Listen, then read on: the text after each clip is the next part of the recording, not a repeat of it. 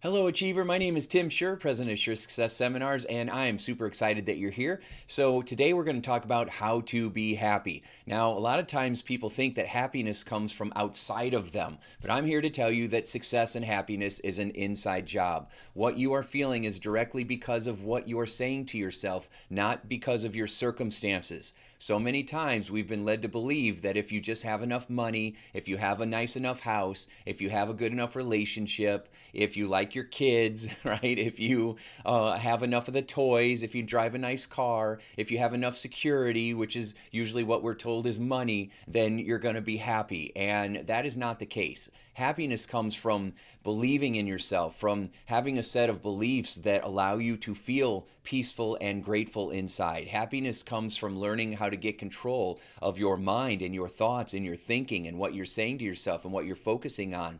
Your happiness is created by what's going on in between your ears, right? Not by what you have in your life. And so, right off the bat, all the secrets that I'm going to be sharing today are in this book called Get Out of Your Way: How to Train Your Brain for Success and How to Eliminate Self-Sabotage, because self-sabotage is what keeps us stuck. Now, it's not always self-sabotage. A lot of times the beliefs that we have about ourselves are based on the things that we've experienced in the past, right? And a lot of times that is not your fault, that you were born into a family that was broken, or that you had experiences happen to you, or that the people that raised you had a low level of emotional intelligence or maturity.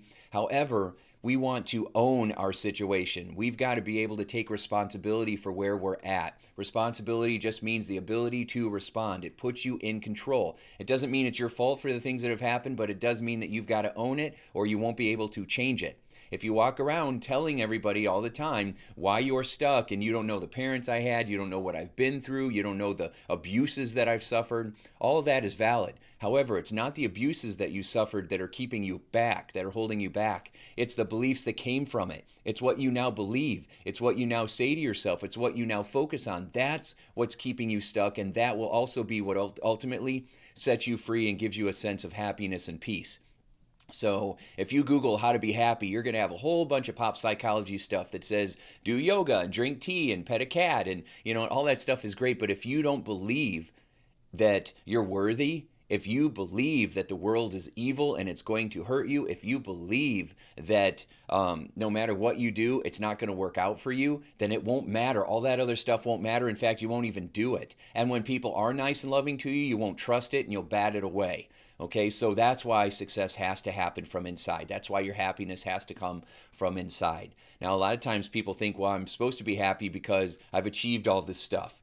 Well, I have plenty of multimillionaire clients, and they are often unhappy because they've accomplished all this stuff, but they don't feel fulfilled.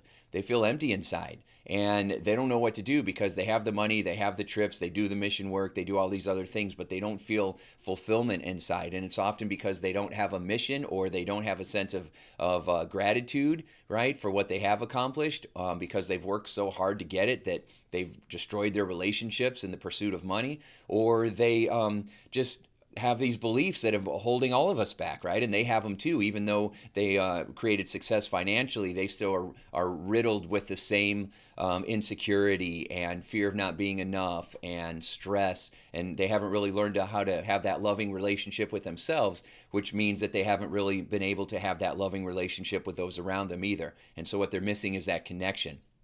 Other people, it's not about the money. They say, well, my religion and my spirituality teaches me to, happiness is giving, right? The secret to living is giving. Well, the problem with that, and that's great, I love it, right? I'm a giver too. But the problem with it is that if you're only giving and you're being selfless, which means you're never taking care of yourself, then you're going to end up empty. And it's a win-lose situation. So you're helping other people, you're doing all these causes, you're taking care of everybody else, but you're not giving any to yourself. And so you will end up empty. It's like a bucket with a hole in it. And no matter how much you fill that bucket up, it just feels empty at the end of the day. So we got to plug the bucket so that you can fill the bucket up, you can fill yourself up, and then you can share that abundance with those around you. That creates a win-win situation, and that's what you're looking for, even if you don't realize it. That's what we're all looking for. So, but sometimes people, will interpret the Bible in a way that makes us think that if you do anything for yourself, you're being selfish. The word selfish selfish, of thyself. There's nothing wrong with being selfish. The problem is when people are stepping on other people to get what they want. That's the problem. But you just loving yourself and taking care of yourself, that's what God wants. That's the blessing that is waiting for us. He said the kingdom of heaven is within, right? Your love, your peace, your resources are within you. He put that magic inside of you, and he wants you to experience it, right? And so the things that I'm going to help you with, the tools that I'm going to give you today are very effective. I've used them with tens of thousands of people with every kind of personality type and every kind of situation you could be through.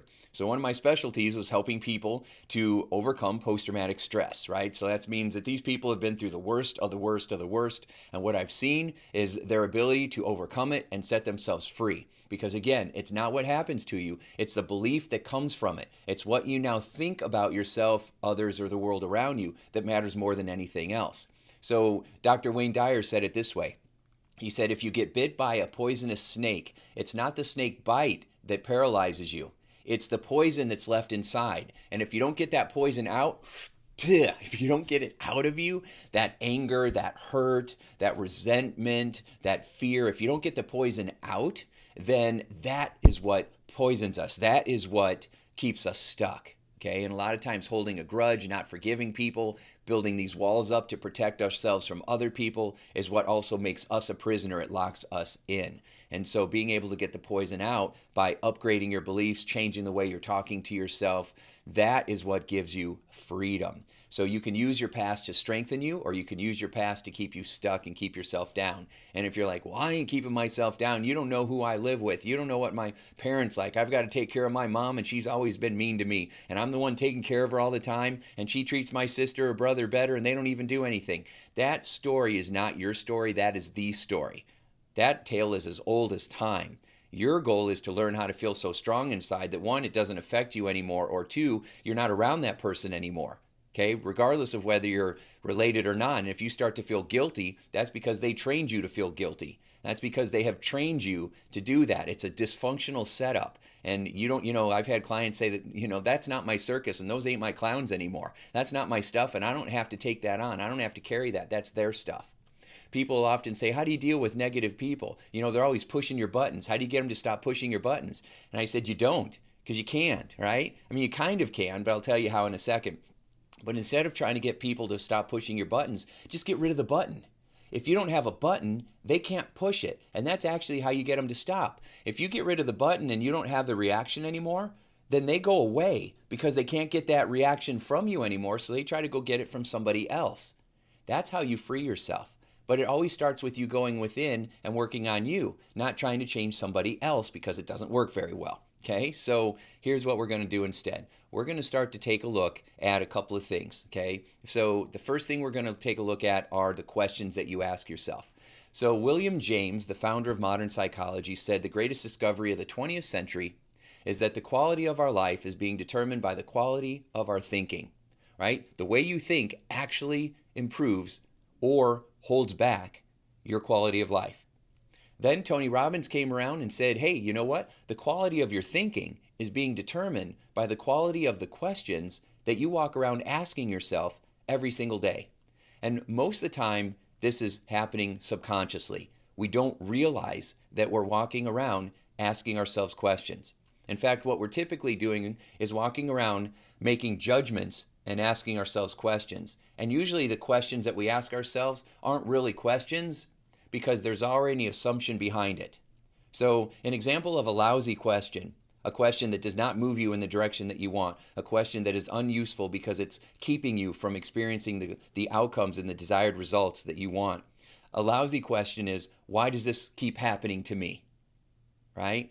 Why does this keep happening to me? Now there's an assumption behind that question that bad things are always happening to you. And it might seem that way, but good things can happen to you as well. There can be a lot of opportunities that are happening, but you're not aware of it because you're not tuned into it.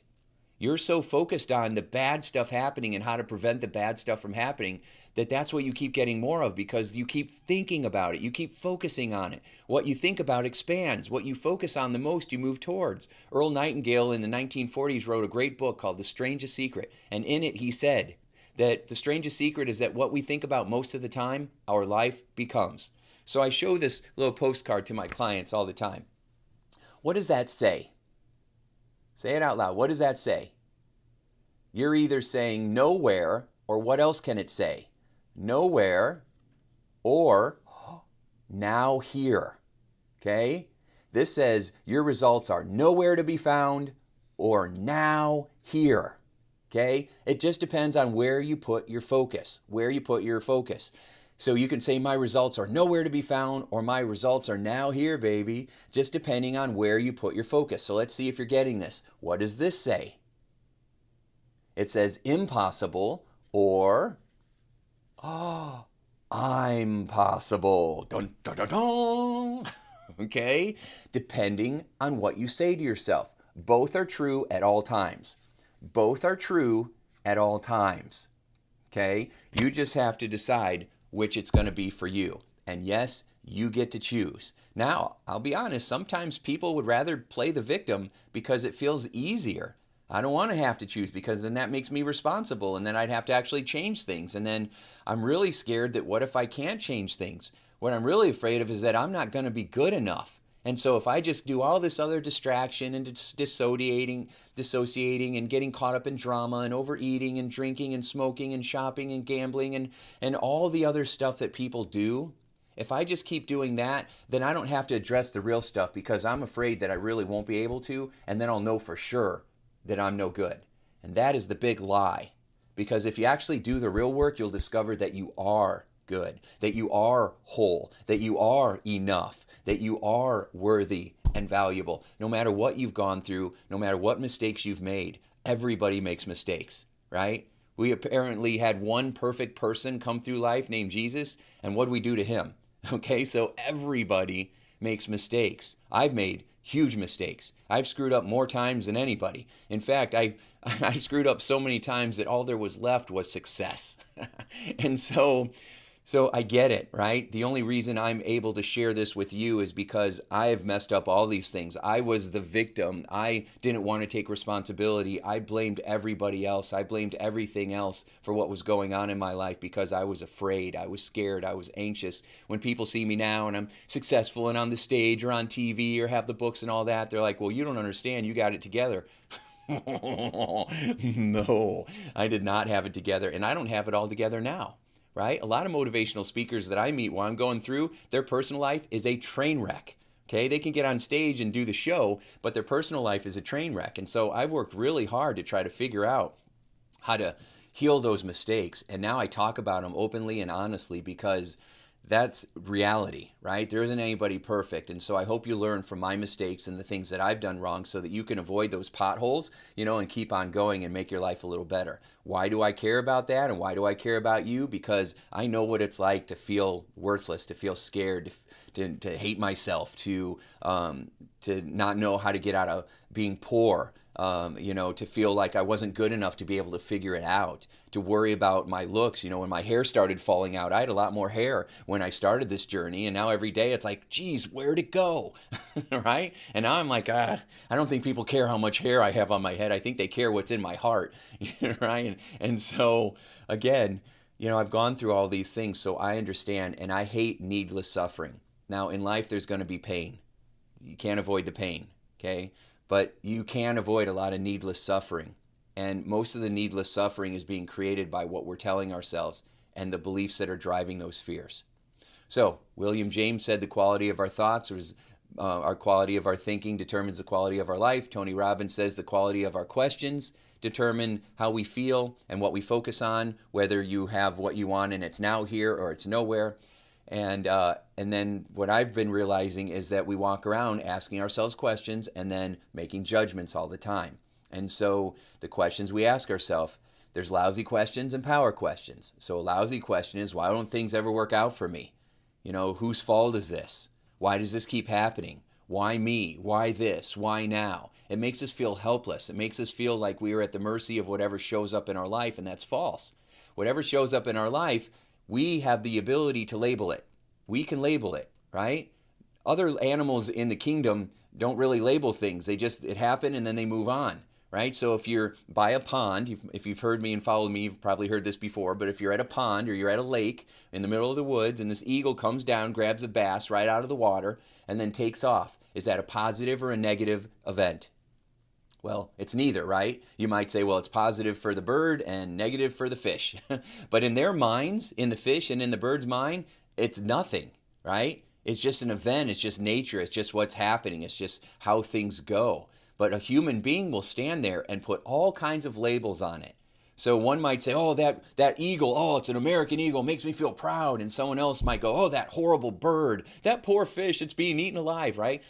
We put our own viewpoints, our own perspective, our own subjective view of the situation onto it. We are judging it. We are labeling it. And you got to realize that however you're seeing a situation, it's only one way of seeing it. It's only one slice of it. It's only one piece of the puzzle. That's why when people say trust God, it's because we believe that God, or a lot of people believe that God, however that works for you, the universe, whoever your God is, but there's this intelligent energy that can see the whole picture, that understands how all of it fits together. And as human beings, we can only see a little bit. And the problem is when we think that our little bit is right and truth, and that's what creates so much hate and anger and war and fighting and greed and jealousy and envy and all the 7 deadly sins. It's because we don't realize that we only have a slice of it.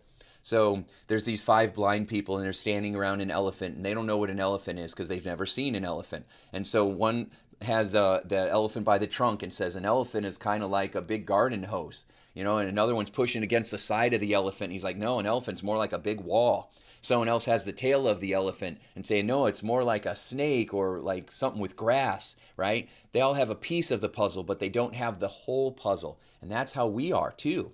Even when I'm giving you all this knowledge, I still only have pieces of the puzzle. I don't have the whole puzzle either, right? These pieces that I'm sharing with you, though, seem to help us get a better understanding of the whole. It allows us to take a step back so that we can look at it from a bigger perspective, so that it's like a knowledge pool, and we keep putting more of our knowledge, our experience, and our wisdom, and instead of judging it, we stay open to it and say, how can I learn from this? If you only look at it from one point of view, this is all you ever see. But there's all kinds of other viewpoints. You could see it from here, you could see it from here, you could see it from here, you could see it from here, you could see it from here, you could see it from here. There's lots of ways to be able to look at a situation. And so if you stay open to that, then you get all these new ways of looking at things, which creates your self-awareness. It expands your self-awareness and gives you the ability to make a new choice. And those new choices create new feelings. Those new feelings create new behaviors. Those new behaviors create new results. Those new results strengthen new beliefs, which increase your awareness, which gives you more ability to choose, which gives you new feelings, which gives you more empowering behaviors, which gives you better results, and so on and so on. Make sense? And this is how it works. But most people don't realize that they have this awareness ability. It's in them the whole time. I was talking to a friend of mine, Kathleen, and she's down 150 pounds from last year, right? That's amazing. But I said, you're the same person that you were a year ago. Your beliefs have changed. Your awareness has definitely changed. You've grown emotionally. Your EQ, your emotional quotient, your emotional intelligence is definitely higher now from the journey that you've taken through our body and mind transformation program. However, the personality and who you are is the same. That potential was always inside of you. The only difference is that you made new choices. We shifted your beliefs. So the magic was always inside of her. And that's exciting because you have magic inside of you. And your life can be dramatically different tomorrow, today, right? Right now, it can be different. It is already different because you have more tools, more insight, more awareness, more information now than you did when we started talking 19 minutes ago. Okay? So you're already different because you already have more awareness. Now you can ignore it, you can try to forget it, but it's in your mind. The shift is already happening. I'm already helping you get your shift together. Oh. Okay, so what we want to do is keep it going. So these power questions. All right, Tim, well, what are power questions then?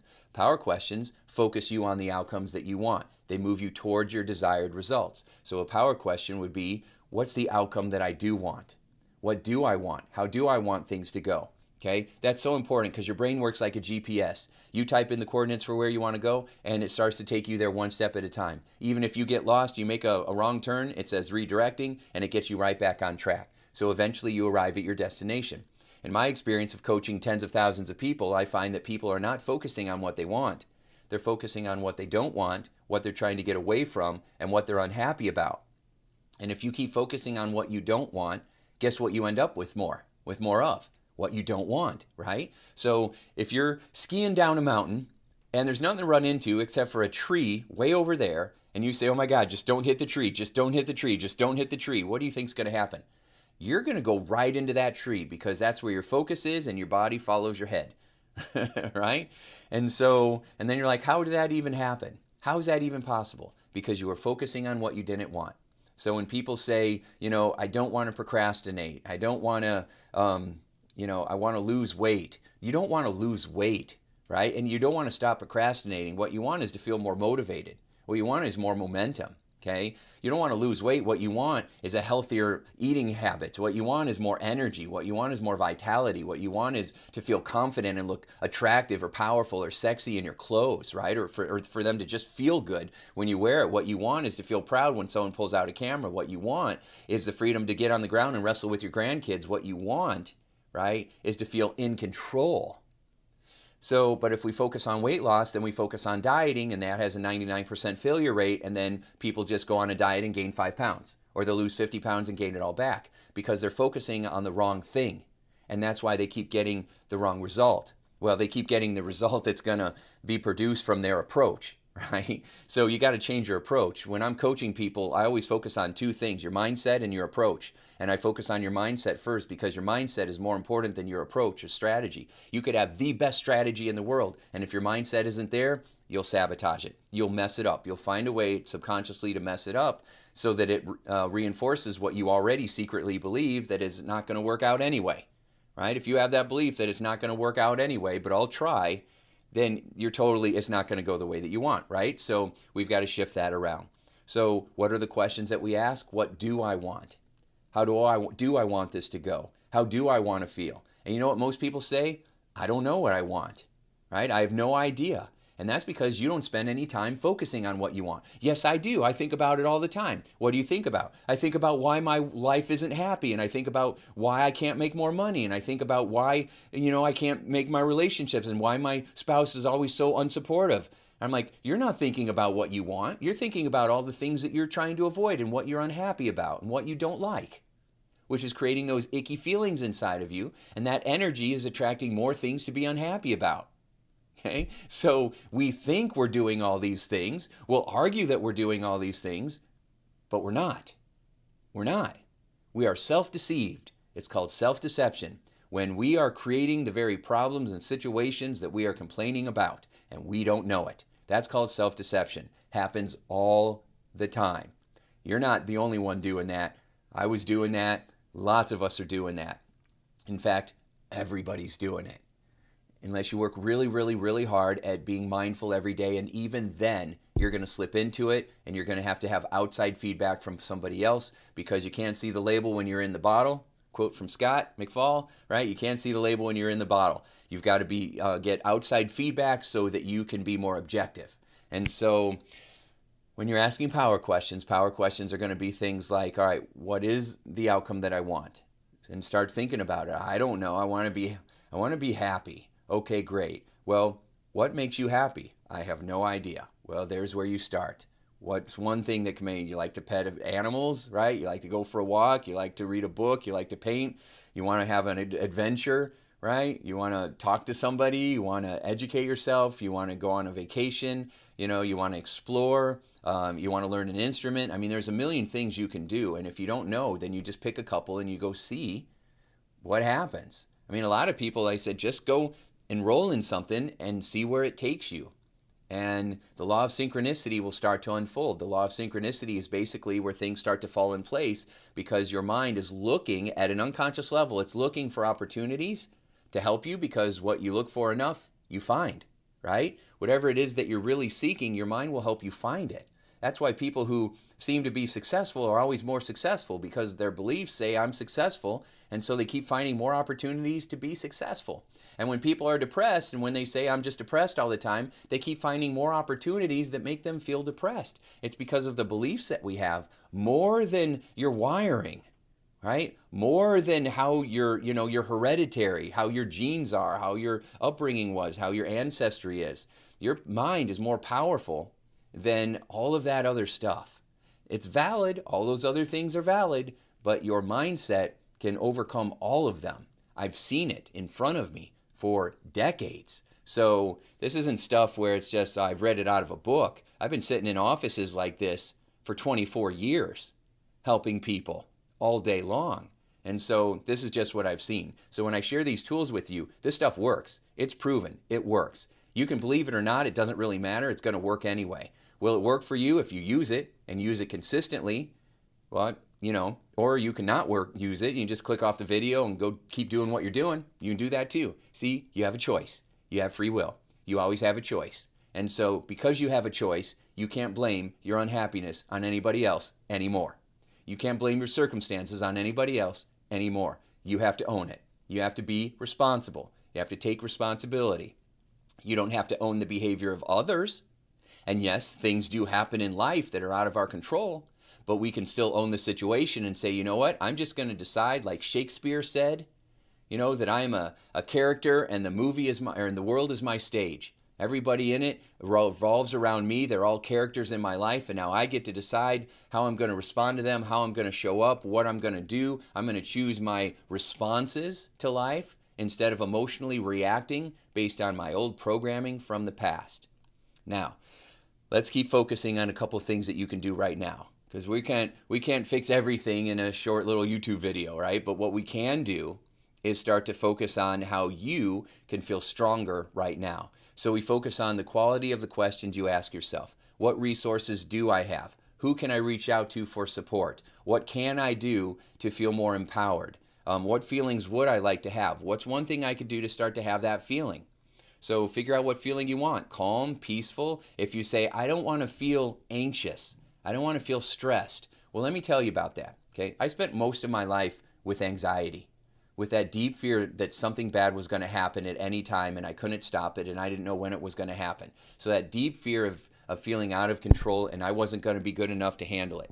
Okay, and so that anxiety is like a fire alarm that keeps getting pulled even when there's no fire, and it gets pulled all the dang time. And I hated that. That's why I got into psychology. That's why I got into peak performance. That's how I got into doing all this stuff, so I could find peace in my heart. And then when I found it, I wanted to share it with as many people as I can, and here we are. Okay, so I've been working my whole life to share this with you. So when we have anxiety and you're saying words like anxiety or stress, it triggers those emotional responses inside of you. So what I want you to do, in addition to changing your questions and asking questions that move you in a direction that you want, also change the words that you're saying to yourself. So if I say I'm feeling less stressed, what's the word you hear? Stressed. If I say I'm feeling less anxious, what's the word you hear? Anxious, right? If I say I'm feeling more calm, what's the word you hear? Calm. If I say I'm feeling more at ease, what's the word you hear? Ease. When I'm doing leadership trainings, or when I'm doing programs, sales trainings or customer service programs, I do a lot of that all over the country. And when I'm teaching people these persuasive communication patterns, I always use this example. If I just sold you something and you say thank you and I say no problem, what's the word you just heard? Problem. What if I'm trying to be cool and I'm like, hey, no worries? What's the last word you just heard from me? Worries, right? Do you really want problems and worries to be the last thing that your customer hears and associates to you when they leave? No. So you want to do the old Chick-fil-A thing instead, right? So thank you. My pleasure. Yeah, I'm excited to be working with you. I can't wait to see you again, right? And now they're hearing pleasure and happy, excited, see you again. Those messages go into their subconscious mind. So the next time they see you, they feel pleasure and they feel happy to see you too. Okay, because that's what you're focusing on. So you want to use the words that make you feel peaceful. Words like stress, anger, fear, frustration. These words push buttons in your brain that releases cortisol, that stress hormone that makes us feel ugh. Okay? So when you use words like calm, peace, joy, comfort, momentum, happiness, motivation, gratitude, forgiveness, when you use words like this, it pushes different buttons in your brain that release endorphins and enkephalins, your body's natural Prozac, right? Your brain's natural feel-good drugs that go into your body and make you feel more peaceful, okay? More mellow, right? So you can get high on life by using how to, or by learning how to release your endorphins in your brain. That makes you happy. That makes you feel good. So let's break this down, because I've been sharing a lot with you, and I'm going to share more videos like this, because these is just step one on how to start to feel happy, okay? Ask better questions, power questions, start changing the words that you're using, change up your language. And if you just focus on these two things first, then I'll come back, and next week I'm going to share another video that's going to give you more tools for how to continue this process of feeling happy, empowered, how to attract abundance, how to create more money, more happiness, more health, more wealth, better relationships, everything that us humans really enjoy and crave the most. I'm going to show you how to get it for real by going inside and doing the real work, because that's where it needs to happen, and that's where your biggest breakthroughs are going to come from. So let's review. Okay, first take a breath with me, in through your nose, down to your belly, then slowly exhale. You're going to breathe in through your nose, not your mouth. Mouth makes us hyperventilate. That doesn't work. You got to breathe in through your nose, down to your belly, down to the lower lobes of your lungs, and then slowly exhale. Let's do it. 1, 2, 3, breathe.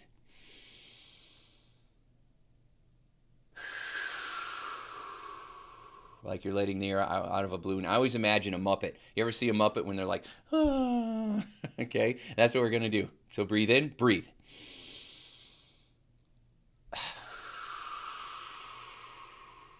Good. You do that 4 or 5 times, you feel a little dizzy. That's your oxygen going into your brain. You breathe that way 5 times in a row. I call it power breathing. It will trip the relaxation response in your brain and make you feel at ease. Yeah, we're going to take a few drags off Mother Earth and feel peaceful and calm. Good. Then you redirect your mind. All right, what is the outcome that I want? How do I want to feel? What resources do I have? Who can I lean on for support? What's one thing I can start to move in this direction? And then your mind says, all right, well, what can I do to start to feel better? Maybe I can smell some essential oils, or a car freshener, or a candle, and, some fragrance that makes me feel at ease. So I have a pine candle, and I'll smell that, and it reminds me of Christmas, and then I feel all peaceful inside, right? Or you might have a YouTube video that makes you laugh or makes you feel inspired, a 1-minute video that you store in a collection, and so when you need a boost, you watch that video, and sometimes for me, I'll watch the end of some of my favorite movies that make me feel really inspired, and then I'm like, okay, I'm better, okay? So it might be praying, it might be meditating, it might be doing some stretching or bouncing up and down. You might listen to a song that you listened to in high school that gets you feeling fired up and excited. You might call somebody that always makes you laugh or makes you feel more supported. There's lots of things that you can do to move around, to smell things, to hear things, to watch things that will shift your state and get you more resourceful. And so you have that little security survival kit there. It's not a survival kit, it's a thrival kit, right? We don't want to survive, we want to thrive. We don't want to get through the day, we want to get from the day. Can I have an amen, brothers and sisters? All right, good. That was a high five. Okay, so, all right. So we start to focus on the outcomes that we want, and then we start to use more empowering language, words that make us feel better. So instead of saying, I don't want to feel stressed out, you say, I want to feel more calm and peaceful. Well, what's one thing I can do to start to feel more calm and peaceful? Well, I have no idea. All right, but if you did know, what would be one thing? If you had a friend that was being hard on themselves and they said, I wish I knew how to feel more calm, what advice would you give them? Because we're really good at giving advice. We're not so good at taking our own. And so get better at that so that you are better at taking your own advice and trusting yourself and using these tools. This will generate new ideas. Now you're going, oh, wow, cool. I never thought of that before. And now you have a new tool and a new awareness that can give you a new outcome. And you have full of these opportunities. You're full of them. We've just got to make sure that you're recognizing it and you're tapping into your full power. And that's going to help your success become a sure thing. Okay, so we want to make sure that you are using these resources. So ask yourself, what are some words that I hear myself saying all the time? And then what are some words that I would like to, what are the emotions that I'd like to experience more of? Okay, so if you write on a piece of paper, what are things that you say to yourself a lot? I used to tell myself all the time, I'm too busy, I'm overwhelmed, I can't get it done, I can't get everything done, I'm stressed out, I'm tired. I would walk around and tell myself that all the time. And then I'm looking at that, I'm like, oh my gosh, this is yuck. I wouldn't want that. Would I buy an affirmation, a hypnosis program that said all of these things? Relax, and now I want you to take a deep breath in and imagine that from now on, moving forward, you are stressed all the time. You feel exhausted. No matter what you try, nothing works out for you. Let's feel overwhelmed, shall we? Now take a big breath through your mouth and repeat after me, holy sh... Okay? Would you buy a program like that? No. But is there a program like that running in your head? Maybe. Only you know for sure. So what would the new program be? What would the new tape be? Okay, what's the new tape going to be playing in your head? The new CD, the new MP3 that's playing in your head. Okay, if you're not as old as I am, what's the new MP3 that's playing in your head? So the new MP3 could be something like, I feel more calm, I feel more at ease, I feel more peaceful. If you want positive affirmation programs like that, go to indiehypnosis.com, go in the shopping cart and download some instant affirmations programs, because I've already tested all these affirmation programs on thousands of people, so these combinations work really well. They produce really amazing results. Listen to them while you sleep at night, and then you're going to find yourself waking up in the morning feeling better, more refreshed. You didn't have to do anything. I mean, I present the easiest possible ways to create transformation. You literally have to just lay down, close your eyes, and push play. You just got to push a button. It's even faster and easier than swallowing a pill. You just push play, and boom, I'll take care of the rest. I'll train your brain for you, okay? So, but then the conscious part is the work that you've got to do, which is write down the words that you've been telling yourself that have been keeping your stuff stuck. Write down the feelings that you'd like to have instead, the new emotions that you'd like to have instead, and start saying those words more, right? I'm feeling more calm and peaceful. No, I'm not. I'm stressed out. But I'm feeling more calm and peaceful every day in every way, and I'm going to keep saying that if that's what I want to have happen. And so, sorry, I keep bumping my microphone that's down here. See this? Look, oh, there's a microphone down there. Okay, and I keep knocking into it. So if you ever wonder, why does he keep looking down? It's because I got this microphone I keep knocking into. All right, so anyway, so that's your focus for today, okay? So we've gone 37 minutes. It's way longer than I was planning on, but I have a lot to share with you, and we could spend the next 2 weeks just teaching you tool after tool and breakthrough after breakthrough, which we will. We just got to spread it out, because if I gave you more tools, that'd be too many. You haven't got good at these two, okay? You need to get good at this first, and then you go to the next one. This stuff here, the questions, the power questions, and changing the words that you use are life-changing. They're game-changing. They can give you explosive results right away, because we think, yeah, but then what else is going to get me what I really want, though?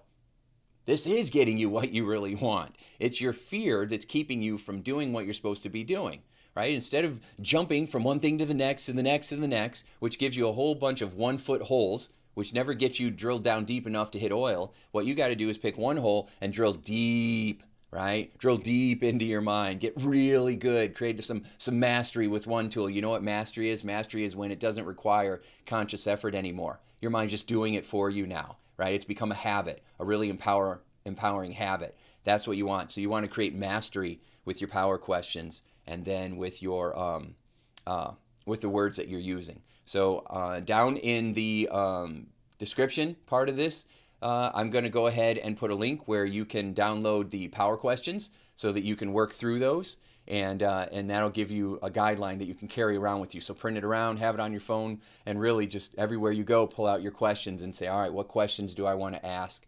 And then watch what happens. If you have any questions, please let me know. If you like this, then please subscribe, share it with your friends so that we can continue to get these messages out into the world, because the happier people are, the happier the world's going to be. Right now, the world's not very happy, and that's because people aren't very happy, and we can change that together. We're going to start with you first. As Michael Jackson said, start with the person in the mirror first, and then we're going to expand it from there, okay? You don't have to change everybody. You just be the change, and then be the role model, and then other people will follow your light because they'll be drawn to it and to you. Okay, and you will feel safe and secure enough for that to happen as we go through our journey together. All right, so thanks so much. If you have any questions or comments, go ahead and leave them down in the comments section, and I use those comments to be able to make my next video. So I know what human beings already need because I've been training us for a long, long time. I know better what we need more than people know what they need. However, the questions that you have and the things that you're struggling with are topics I can make videos from. So make sure that you do that. The last thing I want you to do, if you want a shortcut and you want to speed this up and get faster results, is go to timshurr.com and grab a copy of this book. Okay, so this book has 25 years of strategies, tools, insights, things that I've learned for how to use the power of your mind to create your life by design, and it's all in this book. You can learn what took me 3 decades. You can get it for 20 bucks, right? Imagine 30 years of experience and tools and insights that you can get for 20 bucks. What? That's crazy. You should get that right now. And then we'll go from there. Okay, so thanks so much. I appreciate you being here. I'm just really rooting for you. I know you got this. I'm feeling love for you. I know that you can do this. I believe in you. And so you just got to believe in yourself and take action today. And then it'll make your success a sure thing. Thanks so much. Talk to you soon. Bye.